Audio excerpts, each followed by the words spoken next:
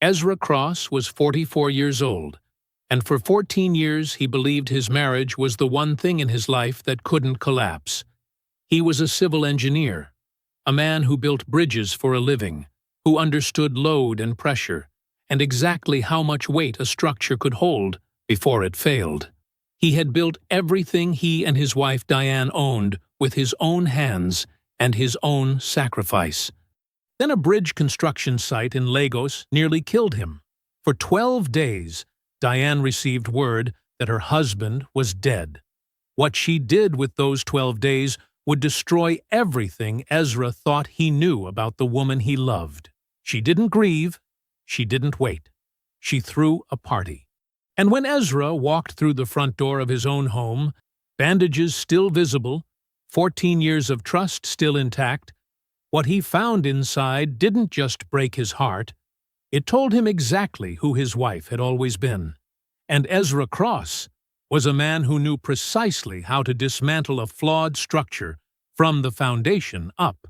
Before we jump into the story, comment where in the world you are watching from and subscribe because tomorrow's story is one you need to hear.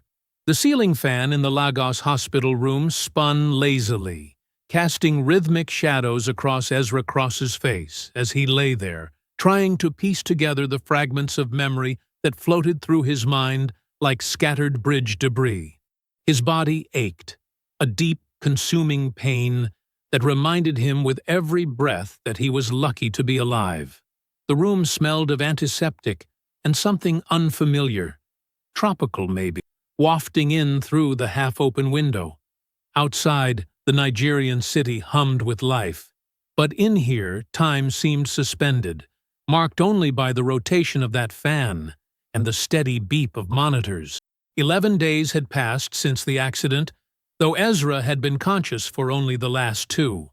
The doctors told him he'd been in a medically induced coma while they dealt with the internal bleeding and trauma. 2 of his crew hadn't made it. That knowledge sat heavy in his chest, heavier than the bandages wrapped tight around his torso. He closed his eyes, remembering the morning of the collapse. The air had been thick with humidity, typical for Lagos this time of year. He'd been doing his regular site inspection of the bridge construction, clipboard in hand, checking every detail just as he had done on countless projects before. That attention to detail had built his reputation, had built his entire life, really. Growing up in Atlanta, the son of Reverend Harold Cross, Ezra had learned early that nothing worth having came without careful work.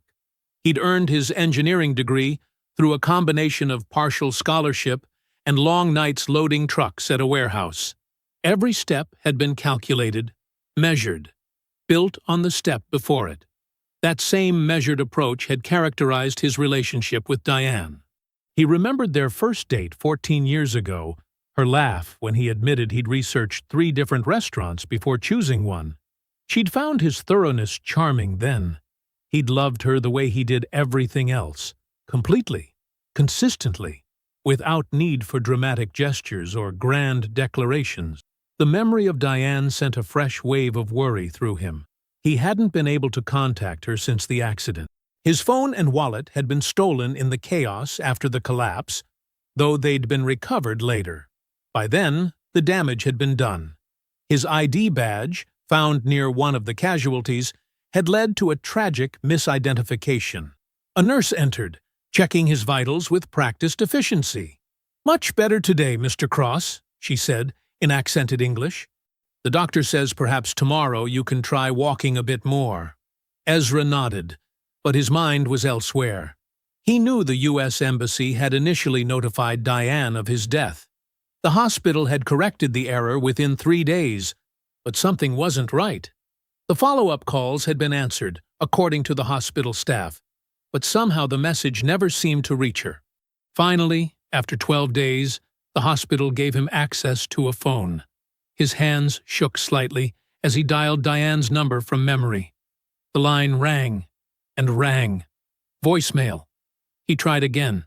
Same result. A cold feeling settled in his stomach as he dialed his brother's number. Gus would know what was happening. Gus always knew what was happening in Atlanta. His auto repair shop was like a neighborhood information hub, collecting stories and news like spare parts.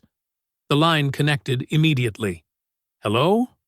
Gus's familiar voice brought the first real comfort Ezra had felt in days. "Gus, it's me. It's Ezra." The silence that followed stretched out, becoming something heavy and significant. Ezra could hear his brother breathing, could almost see him processing the implications of this call. When Gus finally spoke, his voice was careful, measured in a way that sent warning signals through Ezra's mind. "Ezra, where are you right now?" That controlled tone, Ezra recognized it.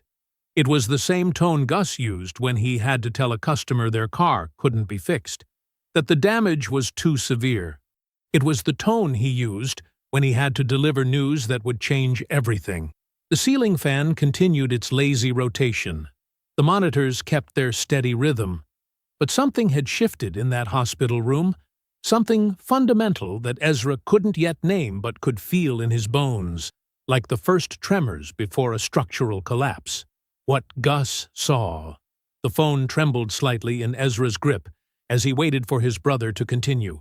The silence between them felt like a physical thing, heavy with unspoken knowledge. "Ezra," Gus began, his deep voice uncharacteristically hesitant. "Diane had a gathering last night. A big one. At the house." Ezra's throat tightened. "What kind of gathering?" Another pause stretched between them. "I don't know exactly what to call it, brother." The ceiling fan kept its steady rhythm as Ezra listened to Gus take a deep breath. "I was driving by the house 2 nights ago, checking on things like I promised. There were cars everywhere, both sides of the street, all the way down the block. Music playing. I could see people moving around inside through the windows." Ezra closed his eyes, picturing their street, the house he'd spent 14 years making into a home. "Go on." "There was a catering van parked out front. Staff in white shirts moving through the living room carrying trays. And the flowers, Ezra." Gus's voice caught slightly. They weren't funeral arrangements. They were those tall ones, like the kind you see at fancy parties. All white orchids and stuff, reaching up toward the ceiling. The monitor beside Ezra's bed beeped steadily, marking each moment of this revelation. "What else?" "I went to the door," Gus continued. Porter answered it. "Your brother-in-law had the nerve to tell me the family was grieving privately, and that my presence wasn't what Diane needed right now. But Ezra," Gus's voice hardened. "Through the window, I could see a slideshow playing on that big TV in the living room. Pictures of you, your wedding photos, vacation shots, but the way people were watching it." "Tell me," Ezra said, his voice perfectly level. "They were smiling, brother." "Diane was laughing with people I'd never seen before. The music, it wasn't Amazing Grace or anything like that. It was celebration music, the kind you hear at parties where people are having a good time." Ezra's free hand gripped the hospital sheet, but his voice remained steady. "Did you recognize any of the other guests?" "Some of them, not all. There were people there I've never seen around your house before." "And Diane," Gus hesitated again. "She was wearing this red dress, not black. Not anything like mourning clothes." The air conditioning hummed in the background as Ezra processed this information. His engineer's mind categorized each detail, filed it away, began building a structure of understanding he wasn't quite ready to complete. "Were you able to stay long?" "Porter made sure I didn't. Practically pushed me off the porch. Said Diane was too fragile for unexpected visitors. But Ezra, the woman I saw through that window, didn't look fragile. She looked," Gus trailed off, "like she was hosting a party." Ezra finished for him, his voice soft but firm. "Yeah, exactly like that." Ezra lay there, feeling the weight of bandages across his chest, remembering every dinner, every conversation, every moment of the last 14 years. When he spoke again, his voice was precise, controlled. "I need you to do something for me, Gus. Just one thing." Anything, brother. Find out if Diane has contacted any divorce attorneys in the past 2 weeks. Can you do that quietly? I can. I know people who know people. Good. Ezra paused. Don't tell anyone I called. Not a single person. As far as everyone's concerned, you haven't heard from me. Understood. Gus's voice carried the weight of absolute loyalty. What are you going to do? I'll be in touch. Ezra ended the call before his brother could say anything else. He lay there for several long minutes, staring at the ceiling fan's endless rotation. Something shifted behind his eyes. Not anger, not even pain, but something colder and more precise. The look of a man who designs bridges, who understands load-bearing weights and structural integrity, who knows exactly how much pressure a system can take before it fails. With careful movements, Ezra reached for his laptop. His fingers moved across the keyboard with deliberate purpose as he navigated to the airline website. First available flight to Atlanta. Business class. His injured ribs would need the space. Credit card information entered with methodical precision. Confirmation email received. The laptop's blue light illuminated his face in the dimming hospital room as night fell over Lagos. I walked in. The Atlanta afternoon heat hit Ezra like a wall as he stepped out of the terminal. His ribs ached beneath the bandages, a constant reminder of Lagos. He'd taken a taxi straight to Gus's auto shop, the familiar smell of motor oil and rubber greeting him as he pushed open the glass door. Gus looked up from behind the counter, his eyes widening at the sight of his brother. Without a word, he crossed the shop floor in 4 long strides and pulled Ezra into a careful embrace, mindful of the visible bandages at his collar. They stood like that for a moment, the whir of shop fans providing background to their silence. "Come on," Gus said finally, leading Ezra to the small office in the back. The leather couch creaked as Ezra lowered himself onto it, his movements measured and deliberate. Gus closed the door and settled into his desk chair, studying his brother's face. "Tell me what you found out," Ezra said quietly. Gus leaned forward, resting his elbows on his knees.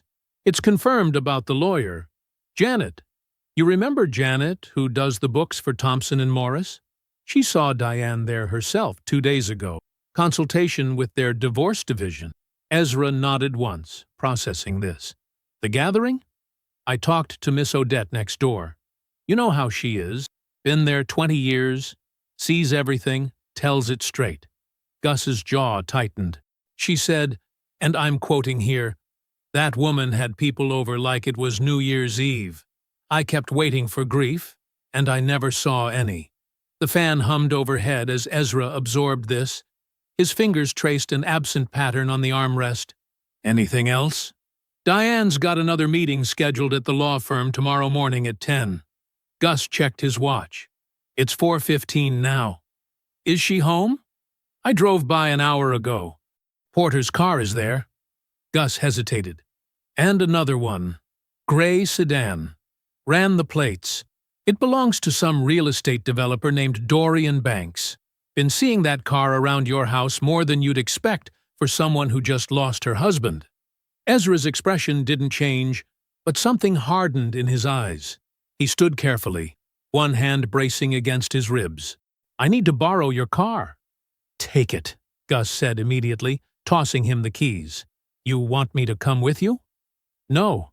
Ezra's voice was quiet but firm. "This part I do alone." The drive to his house took 12 minutes. Ezra parked Gus's weathered pickup behind the gray sedan, noting its pristine polish, the dealership plate frame. He sat for a moment, looking at the house he'd bought 9 years ago. The grass needed cutting. The butterfly bush he'd planted for Diane's birthday was overgrown. His key slid into the lock smoothly. The door opened without a sound. He'd fixed that squeak himself last spring. The entryway smelled different. New candles, unfamiliar cologne. The house had shifted subtly in his absence, like furniture moved an inch to the left. His reading chair had been relegated to a corner, draped with a decorative throw he'd never seen before. A photograph was missing from the hallway wall, leaving a lighter rectangle of paint behind. Small erasures, deliberate ones. Voices drifted from the living room. Porter's distinctive laugh. A deeper male voice he didn't recognize. Diane's social laugh, the one she used at business functions.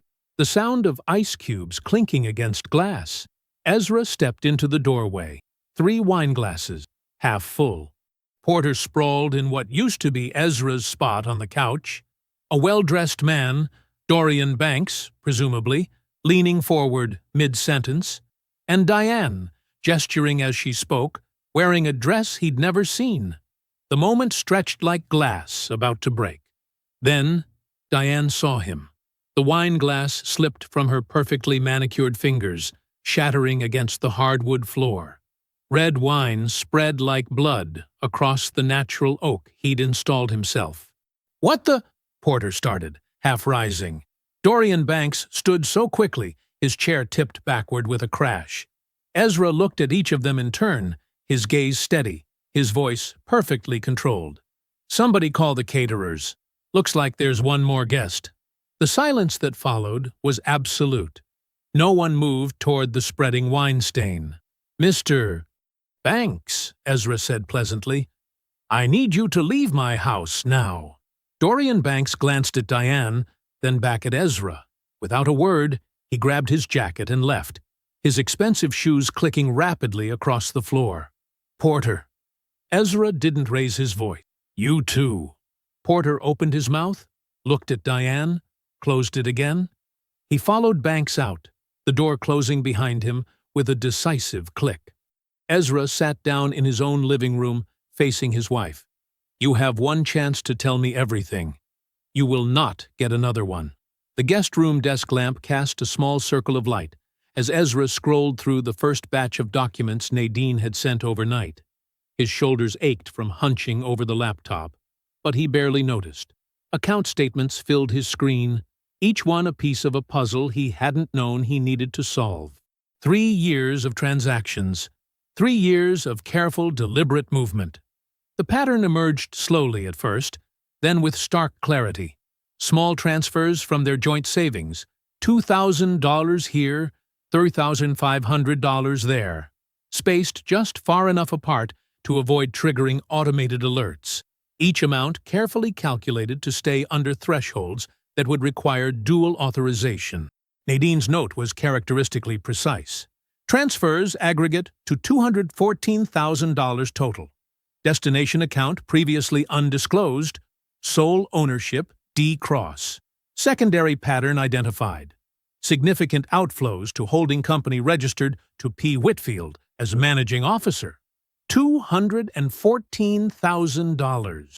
Ezra sat back, letting the number settle into his consciousness.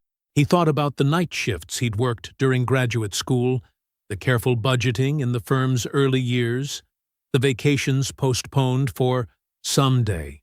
He thought about the conversation 2 years ago when he'd suggested they wait on replacing his 9-year-old truck because the timing wasn't right financially. His phone felt heavy in his hand as he dialed Gus. "You sitting down?" Ezra asked when his brother answered. "I'm in the shop office. What did you find?" Ezra told him the number. The line went quiet except for the distant sound of pneumatic tools from Gus's garage. 214,000, Gus repeated finally. "You know what? Makes sense now. I always told you Porter spent money like he had somebody else's ATM card. Turns out he did. Yours. Looks that way." Ezra's voice remained steady. "What are you going to do?" "Document everything.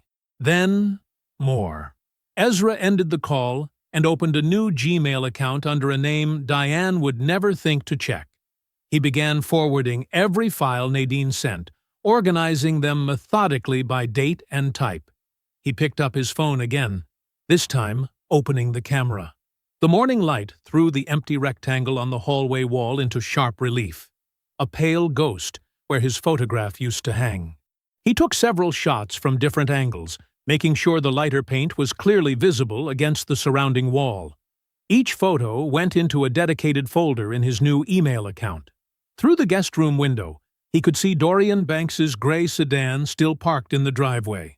The timestamp on his phone read 6:03 a.m. He photographed the car, too, making sure to capture the license plate and the early morning light that proved when it was taken. At 7:15, he heard Diane moving around in the kitchen. The familiar sounds of coffee brewing, cupboards opening and closing. He changed his shirt, smoothed his hair, and walked out to join her, as if this were any other morning. "I made extra coffee," Diane said, her voice trying too hard for normalcy.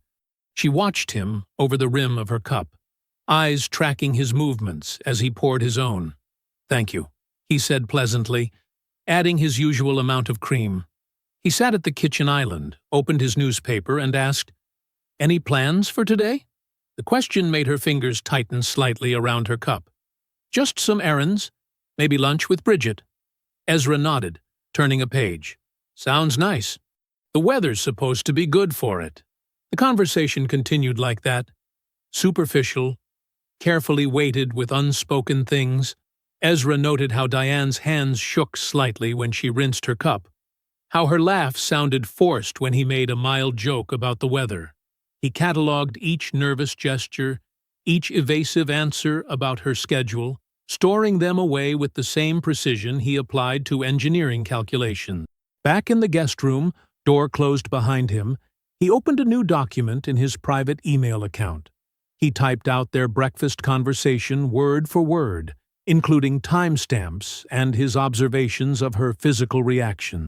He noted which questions made her tense and which topics she tried to redirect. The document grew steadily as he worked, another piece of evidence added to the growing architecture of truth he was building. $214,000. The number sat in his mind like a foundation stone, supporting everything that would come next. He heard Diane's car start in the driveway. Through the window, he watched her pull out, presumably headed to those unnamed errands. Her brake lights flashed at the corner before she disappeared from view. The afternoon sun beat down on the weathered sign of Gus's auto repair as Ezra pulled into the gravel lot. The familiar sounds of the shop, air compressors hissing, metal clanking against metal, provided a steady backdrop as he made his way to the small office where Gus was waiting. "I need you to find out everything you can about Dorian Banks," Ezra said without preamble, settling into the worn chair across from his brother's desk. "Use whatever connections you have. Anyone who's worked with him knows him, has dealings with his real estate business." Gus nodded, already reaching for his phone. "Give me 48 hours. People talk to me because they know I don't waste their time with gossip. This isn't gossip." Over the next 2 days, Ezra maintained his careful routine at home while Gus worked his network. Mechanics who serviced luxury cars, contractors who'd done renovations, the interconnected web of people who kept Atlanta's business community running at ground level. On the second afternoon, Gus called Ezra back to the shop. "Found someone," Gus said when Ezra arrived. "Former employee at Banks Development. Administrative assistant who handled his calendar for 3 years. She agreed to meet me for coffee this morning." Ezra sat quietly, waiting for his brother to continue. "I didn't play games," Gus went on. "Told her straight. My brother almost died overseas. Came home to find another man sitting in his living room. She got real quiet after that." He paused, making sure he had the words exactly right. Then she said, "He talked about her like she was already his. Bought her a bracelet for their 3-year anniversary. This was at least a year ago." The fluorescent lights hummed overhead as Ezra absorbed this. 4 years, while he was securing the Lagos contract that would fund their next decade, while he was flying back and forth to Nigeria, reviewing structural plans, building the future they had planned together. 4 years of the 14 they'd shared. "There's more," Gus said carefully. The assistant remembered specific dates because she handled the dinner reservations, private rooms at places where they wouldn't be seen. Started around the time of that charity gala Diane said was for work. Ezra remembered that night. Diane describing the event as a professional obligation, coming home late, telling him about the silent auction, and the rubber chicken dinner. He'd been grateful she was willing to attend those functions, building the social connections that helped their shared life grow. The math was simple, brutal. 4 years out of 14. Nearly a third of their marriage had been a performance, and he'd missed every cue that should have told him he was the only one who believed in the show. "I need some time," Ezra said quietly, standing. "You want me to come by later?" Ezra shook his head. "Not tonight. Thank you for this, Gus." He drove home in the fading afternoon light, pulled into the garage, and turned off the engine. Then he sat in the darkness, letting the weight of 4 years settle into his bones. The concrete walls held the silence, containing the moment when the last piece of his old life crumbled away. 45 minutes passed according to the dashboard clock. Ezra got out of the car, went inside, and walked straight to the kitchen. He took chicken from the refrigerator, began chopping vegetables, moved through the familiar motions of preparing dinner, as if this were any other evening. Diane appeared in the doorway, drawn by the sounds and smells of cooking. She watched him with barely concealed confusion as he seasoned the chicken, arranged it in the pan, sliced mushrooms with steady hands. "That smells good," she ventured. "Should be ready in about 20 minutes, he replied, his voice perfectly normal. He added white wine to the pan, letting it sizzle and reduce. 4 years of lies evaporated like the alcohol in the sauce, leaving behind something more concentrated, more potent. He felt her eyes on him as he worked, knew she was trying to read his calm for hidden meanings, but he had learned from her example. Performance was a skill like any other, and he was a quick study. He plated the food with careful attention, set the table with their everyday dishes, arranged the silverware just so. "Diane," he called toward the living room where she'd retreated, his voice carrying the exact tone it would have held any other evening of their 14 years together. "Dinner's ready." The morning light filtered through the guest room blinds as Ezra reviewed his growing documentation file. Something nagged at the edge of his mind. A routine matter he'd been meaning to address before Lagos. He picked up his phone and dialed Martin Wheeler, his insurance broker of 11 years. "Ezra!" Martin's voice carried genuine warmth. "My God, I heard about Lagos. Are you all right?" "Getting there," Ezra replied. "Listen, I've been meaning to do an account review. Just want to make sure everything's current given recent events." Of course. Give me a minute to pull your file." The sound of typing filtered through the line. "Here we go. Let's see." Martin's voice trailed off. The pause stretched uncomfortably long. "Martin?" "Ezra." Martin's tone had shifted entirely. "When was the last time you reviewed your policy details? Before Lagos? Probably 6-7 months ago. Why?" Another pause.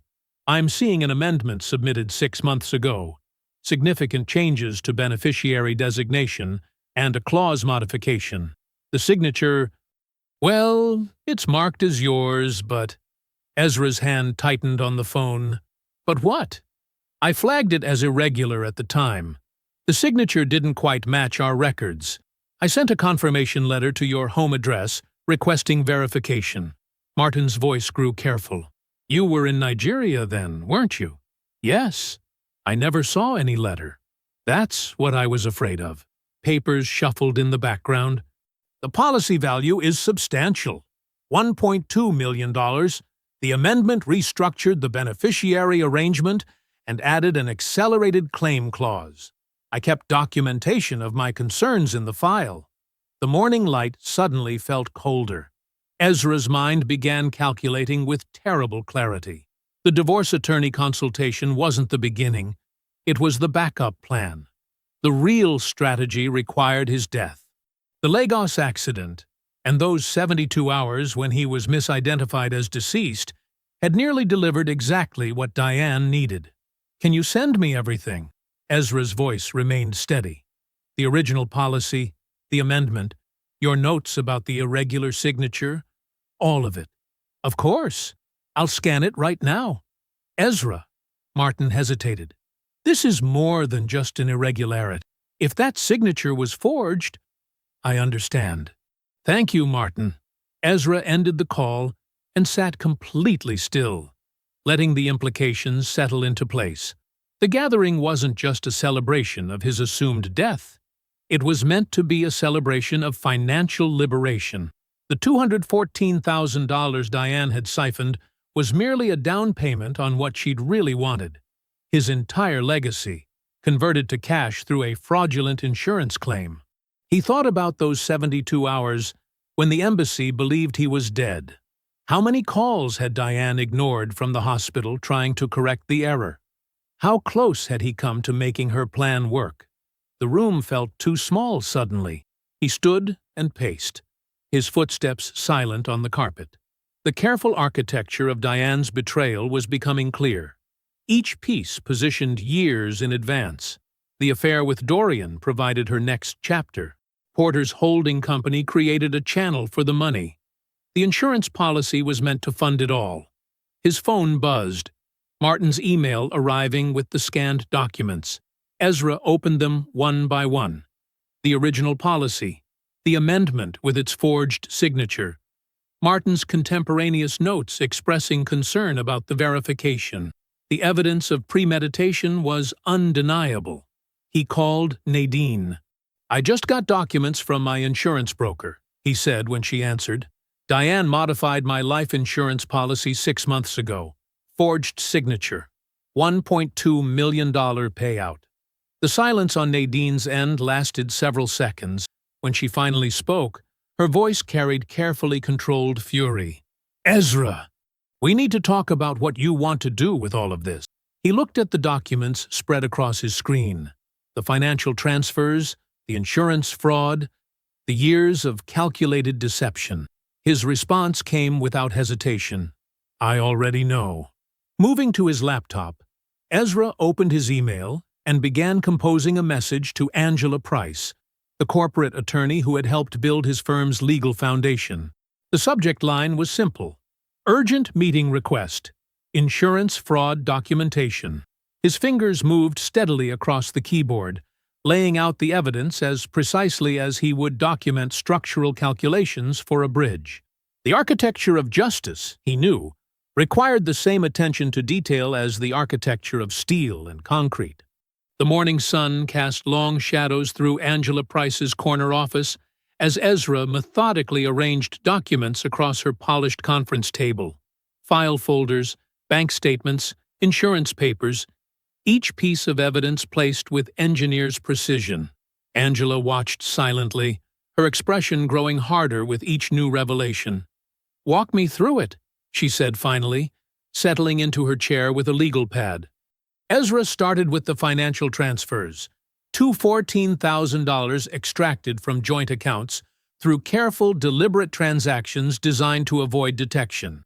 He showed her the holding company documents linking Porter Whitfield to the diverted funds. Then came the insurance policy amendment with its forged signature, backed by Martin Wheeler's documented concerns. "The party was 2 weeks ago," Ezra concluded, his voice steady. "While I was presumed dead in Lagos." Angela made a single note, then set her pen down deliberately. "Let me be very clear about what we're looking at." Her tone carried the focused intensity that had made her one of Atlanta's most respected corporate attorneys. The systematic transfer of marital assets constitutes fraud, not just grounds for divorce, but actionable fraud. The holding company creates a paper trail of conspiracy. And the insurance policy, she tapped the amendment. "That's forgery. Criminal forgery, Ezra. This moves beyond divorce court into potential prosecution." She stood, walking to her window overlooking downtown Atlanta. "If Diane files for divorce based on her recent consultation, we can counter with documentation that will strip away every claim she might make to joint assets. The fraud evidence alone invalidates any argument for equitable distribution. The forgery charge," she turned back to face him, "that's a separate matter, one that could have serious criminal consequences." Ezra nodded, absorbing her assessment. "I want you to prepare everything, all of it, but hold for now. Don't file anything yet. Angela raised an eyebrow. You have something specific in mind? Saturday, he said simply. I need everything ready by Saturday. Back in his car, Ezra pulled out his phone and called his father. Reverend Harold Cross answered on the second ring. Son, everything all right? I need you to drive up from Macon on Saturday, Ezra said. Wear your good suit. A pause. Then, without requesting explanation, what time? 2:00. At the house. I'll be there. Ezra ended the call and scrolled to another number, one he'd never dialed before. Bridget Fuller answered cautiously. Hello? Bridget, this is Ezra Cross. His voice remained perfectly calm. I want you to know that I'm aware of everything. The 4 years, the money, the party while I was presumed dead, the insurance policy. The silence stretched so long he checked to ensure the call hadn't dropped. I'm not calling to ask you anything, he continued. I'm calling to give you an opportunity to not be standing on the wrong side when this concludes. Bridget's exhale was shaky. She told me you'd never find out. Another pause. I want you to know, I told her she was wrong. I told her you weren't what she thought. I appreciate you saying that. I tried to warn her, Ezra, about all of it. She wouldn't listen. When I call you next week, he said, I need you to come. Will you do that? Yes. Her voice had steadied. I'll be there. Ezra ended the call and set his phone down on the passenger seat. The pieces were arranged now. Angela's legal architecture, his father's moral authority, Bridget's insider testimony. Each element positioned with the same precision he'd apply to designing load-bearing supports for a bridge. That night, in the guest room that had become his sanctuary, Ezra lay down and felt a different kind of weight settle over him. Not the crushing pressure of betrayal or the burning focus of preparation, but something cleaner, like the air after a storm. His breathing slowed. His mind, for the first time since waking in that Lagos hospital, grew quiet. For the first time since the accident, since the party, since discovering the architecture of Diane's betrayal, Ezra Cross slept through the night. Saturday afternoon, sunlight filtered through the living room windows of Ezra's house, casting long shadows across the hardwood floors where a wine glass had shattered weeks before. Reverend Harold Cross arrived first, his good suit pressed and his presence filling the room with the gravity of 40 years behind a pulpit. He said nothing, simply embraced his son with firm certainty, then took a seat in what had been Ezra's reading chair. Gus positioned himself near the front door, his auto shop clothes exchanged for clean dark jeans and a pressed shirt, dressed for witness work, his shoulders set like foundation stone. Nadine arrived next, carrying a leather portfolio thick with printed documentation. She arranged the papers on the coffee table with accountant's precision. Bank statements, transfer records, insurance documents, each in their proper order. The previous day, Ezra had made a single phone call to Dorian Banks. His voice had been courteous, almost pleasant. Unless you appear at my house tomorrow at 2 p.m., the documentation I have will reach your business partners and associates before you finish reading this message. He provided the address and ended the call. At 1:58 p.m., Dorian's gray sedan pulled into the driveway. He entered wearing an expensive suit that did nothing to hide his discomfort. He chose a seat near the window, as if calculating exit routes. Porter arrived at his usual Saturday time, stepping through the door with his habitual casual swagger before registering the assembled group. His step faltered. Gus's presence at the door became more pointed. Bridget Fuller arrived last, her designer handbag clutched like armor. She took position near the door, not meeting Diane's questioning look. When Diane entered from the kitchen and saw the gathering, her social instincts activated instantly. She smiled, the same warm, strategically affectionate smile that had concealed 4 years of calculation. "What's everyone doing here? Daddy Harold, I didn't know you were coming up from Macon." She moved to embrace her father-in-law. Harold remained seated, Diane's smile flickered, but held. She began speaking quickly, her words overlapping themselves. "If this is about the party, I know how it must have looked. But you have to understand, I was in shock. I wasn't thinking clearly. The embassy told me Ezra was gone. I didn't know how to process it. People came over to support me. It got out of hand." She turned to Ezra, her voice softening to the vulnerable register she used when requiring sympathy. "Baby, you know how much I love you. I was devastated. I wasn't myself. You can't imagine what it was like, thinking I'd lost you. Let my son speak." Harold's voice carried the weight of every confession he'd heard in 40 years of ministry. Ezra stood. In his hand was a single sheet of paper, an engineer's project summary. He began speaking in the same measured tone he used for structural presentations. 4 years ago, Diane began a relationship with Dorian Banks after meeting him at a charity gala. This relationship continued throughout my work, expanding the firm's contracts, including the Lagos project. His voice remained perfectly steady. During this time, she executed a systematic extraction of marital assets, totaling $214,000 through carefully sized transfers designed to avoid automatic detection. Diane opened her mouth. Harold raised his hand slightly. She closed it.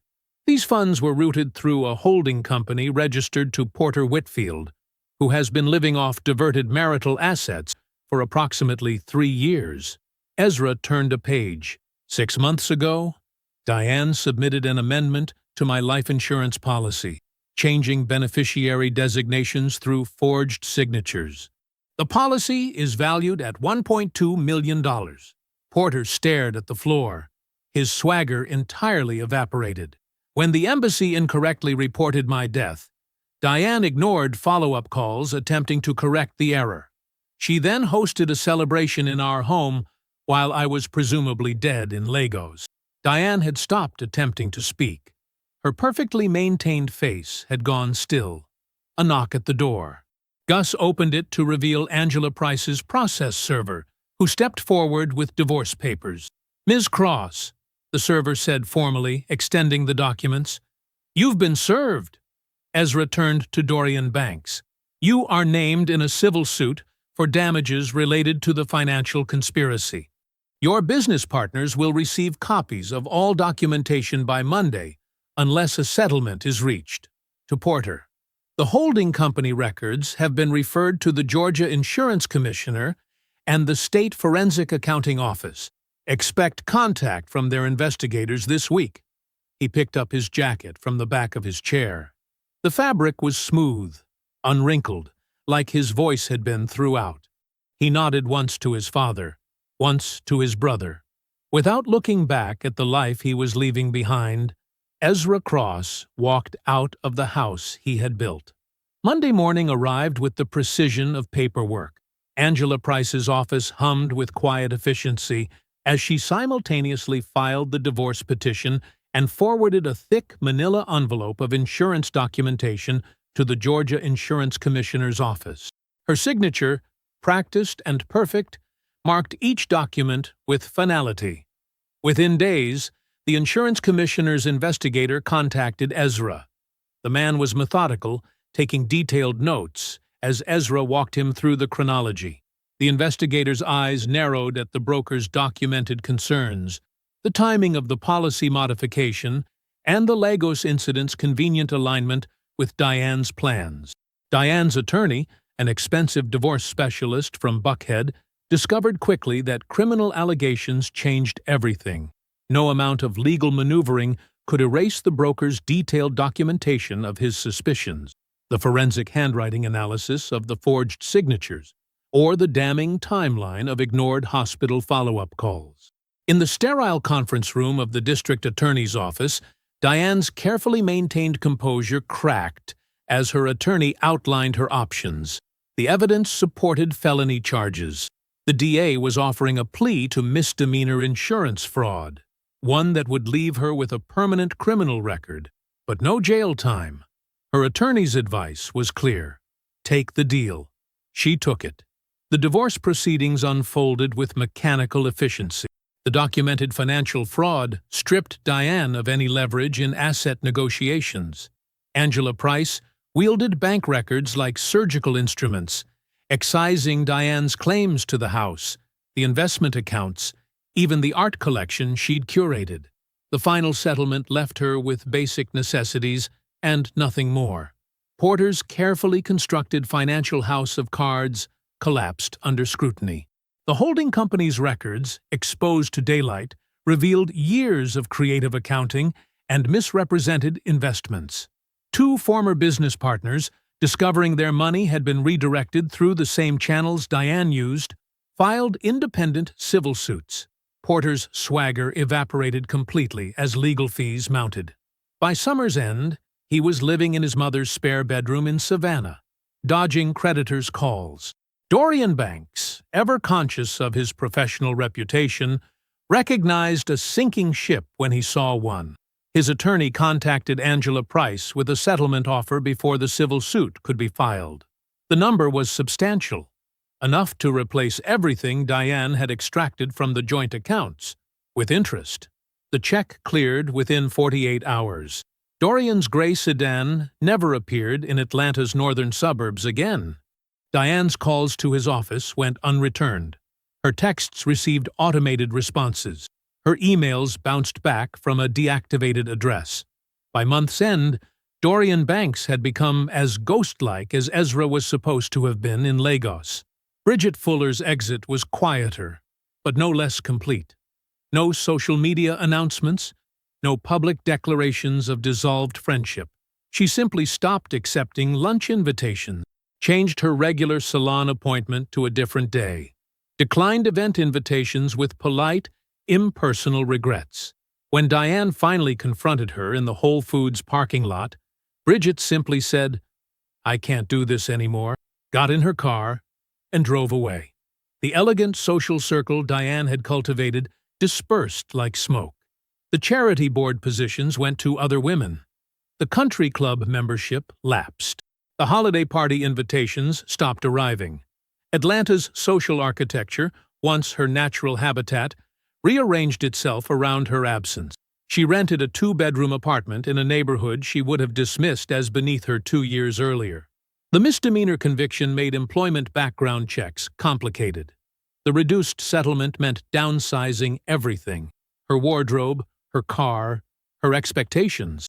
3 months after the confrontation in the living room, Ezra sat in Angela Price's office, reviewing the final divorce decree. The document was substantial, heavy with exhibits and appendices documenting every financial finding. Angela had built it like Ezra built bridges, with mathematical precision and zero tolerance for structural weakness. He read each page carefully, his engineer's attention to detail present even here. The late afternoon sun slanted through Angela's office windows, casting long shadows across the conference table where everything was ending. Ezra signed his name on the last page. The ink was black and permanent. Angela added her own signature as witness, then looked at him with professional satisfaction. "It's done," she said simply. Ezra stood and extended his hand. Angela shook it firmly, the handshake of completed contracts and concluded business. He walked out of her office into an ordinary Atlanta afternoon. Traffic moved on Peachtree Street below. The city continued its eternal construction.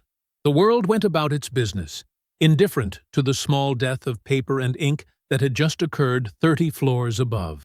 14 months stretched like steel cables, strong and purposeful, between that afternoon in Angela Price's office and this crisp Atlanta morning. Ezra Cross stood on the pedestrian bridge spanning the Chattahoochee River, his creation rising elegant and efficient above the water.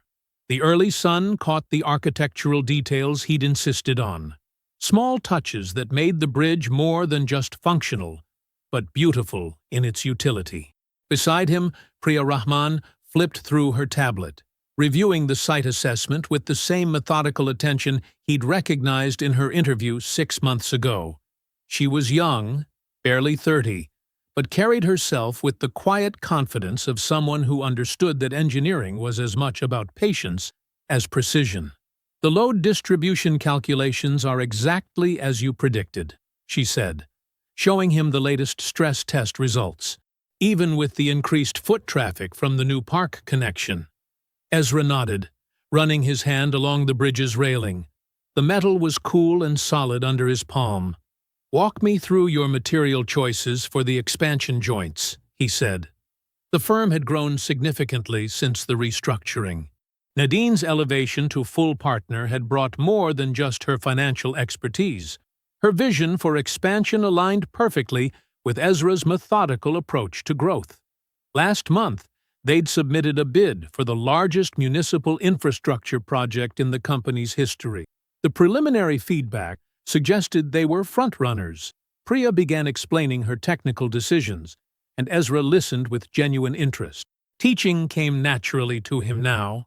The same patience he applied to building bridges worked equally well in building engineers. Just last week, Gus had visited the construction site. His older brother had stood at this same spot, arms crossed, watching the final sections come together. He hadn't said much. Gus never did. But the slow spread of his grin said everything. Coming from Augustine Cross, that silent smile was worth more than 1,000 technical compliments.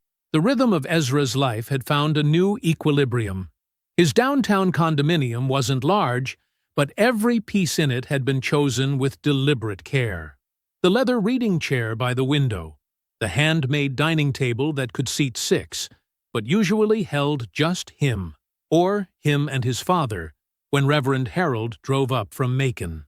Those visits had become regular now. Every few weeks, his father would arrive with no agenda beyond sharing a meal and watching whatever game was on. Sometimes they talked about serious things. Sometimes they just sat in comfortable silence. Both felt equally right. Through Gus's extensive network of neighborhood connections, Ezra had heard that Diane was renting a small apartment off Buford Highway, an area she would have dismissed as beneath her during their marriage. He absorbed this information the way he processed any other data point. Noted, filed, and closed, without emotional attachment. The file stayed closed. Bridget Fuller had taken her own path to reconstruction. She'd moved to Virginia for a fresh start, according to mutual acquaintances. She'd sent Ezra one email before leaving, not asking forgiveness, but acknowledging her part in enabling what happened. He'd responded with simple appreciation for her final honesty. That was enough. The temperature variation calculations are particularly important here, Priya was saying, pointing to a specific joint configuration. Ezra refocused on her explanation, appreciating how she'd anticipated his next question before he asked it.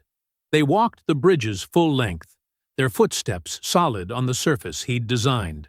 Ezra explained the rationale behind each element, how the materials were chosen not just for strength, but for longevity, how the slight curve in the span wasn't aesthetic, but mathematical, how every piece served both beauty and function.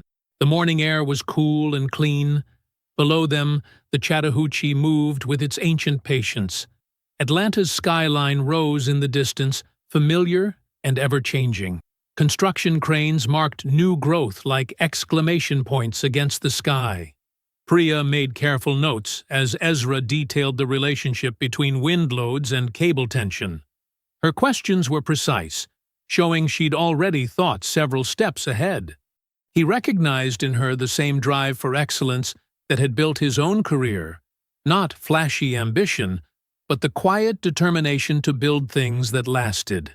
Standing at the bridge's center point, Ezra paused in his explanation. He looked out over the river, then back toward the city. Everything he saw was in perfect alignment: the mathematics of the structure, the flow of the water, the steady progress of his firm, the careful mentoring of the next generation of builders. The satisfaction he felt required no audience, no external validation. It was as solid as the bridge beneath his feet, as real as the morning sun warming the steel and concrete he'd brought together with purpose and precision. He had built something that would outlast him. He had built it well. I hope you enjoyed that one. Be sure to like the video and subscribe so you don't miss the next story. I've picked out 2 more for you that I think you'll really like.